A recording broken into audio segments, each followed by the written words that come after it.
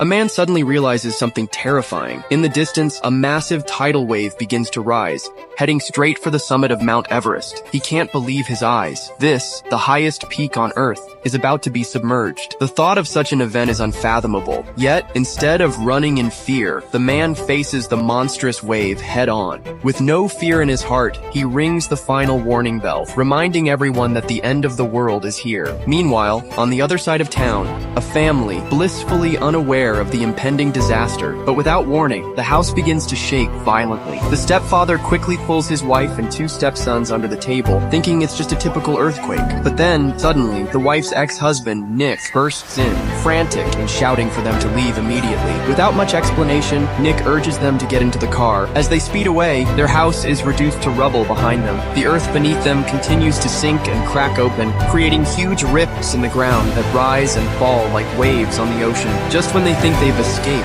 an elderly couple drives slowly into their path, blocking the road. With no other choice, Nick swerves onto the grass to avoid them. But as they watch, the elderly couple's car crashes into the rising pavement. They continue their frantic drive, only to be sprayed with filthy sewage from an open sewer, leaving their car covered in muck. In desperation, the stepfather suggests taking the highway, but what they see next makes their blood run cold. A cement truck falls from the overpass, and the ground splits open and cracks dozens of meters wide. Nick swerves the wheel in a desperate attempt to avoid the chaos, narrowly escaping one close call after another on the precarious overpasses. But just ahead, a massive collapsed building blocks their way. In a moment of sheer audacity, Nick slams the car into the wreckage of the building. As the structure crumbles, they narrowly escape, their lives hanging by a thread. Barely surviving, they finally make it to the airport, where they hope to find safety. Fortunately, the stepfather, who has previous pilot training, takes the controls of a small plane. Just as they manage to start the engine, the runway begins to collapse behind them. With no time to waste, they forcefully take off, narrowly avoiding death as they soar into the sky, leaving the earth-shattering disaster behind, at least for now.